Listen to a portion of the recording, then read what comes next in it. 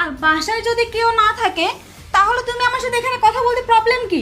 এখানে আমাকে surprise gift দিতে প্রবলেম কি বলো? আরে তুমি বুঝতেছো না কেন?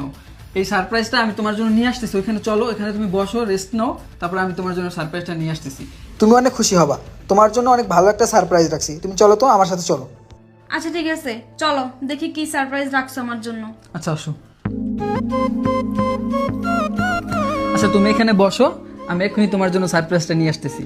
তুমি আমাকে সারপ্রাইজ দিবে, তুমি বেডরুমেও দিতে পারতে।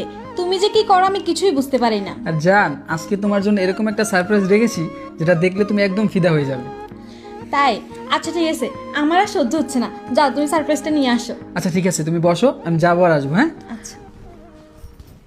এই বেরো বেরো। তোমার স্ত্রী কই? আরে ওরে আমি কোনোভাবে ব্যবস্থা করে ড্রয়িং রুমে রেখে আসছি। তুমি না বলছো যে তোমার স্ত্রী আজকে অফিস থেকে আসতে দেরি হবে? আরে আমি তো সেটাই জানতাম, কিন্তু ওর যে আজকে স্যালারি দিয়েছে এই জন্য তাড়াতাড়ি চলে আসছে। এখন কি হবে? আমি কি করে বের হব? আচ্ছা ও তো ড্রয়িং রুমে বসে আছে, তুমি এই সুযোগে বেরিয়ে যাও, চলো। যদি দেখে ফেলে? কি ব্যাপার, ও আমাকে কি এমন সারপ্রাইজ দিবে যার জন্য আমাকে বেডরুমেও থাকতে দিল না, আবার এখানে এনে বসিয়েছে? আমি কিছুই বুঝতে পারছি না, কেমন যেন সন্দেহ লাগছে আমার কাছে। তাছাড়া সারপ্রাইজ দিবে বলে রুমে গেল, এতক্ষণ হয়ে গেলে এখনও আসতেছে না। না, ব্যাপারটা আমার কাছে ভালো লাগছে না। আমার মনে হচ্ছে ও আমার কাছ থেকে কিছু লুকোচ্ছে।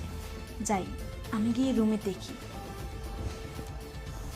আরে চলো, ও দেখবে না, সমস্যা নেই, আসো আচ্ছা চলো। আসো, আস্তে আস্তে আসো, আসো আসো। বাহ বাহ বাহ, এই তাহলে তোমার সেই সারপ্রাইজ না, যেই সারপ্রাইজ দেওয়ার জন্য আমাকে বেডরুম থেকে নিয়ে ড্রয়িং রুমে বসিয়ে রেখেছিলে? আরে না, ও তো আমার অফিসের কল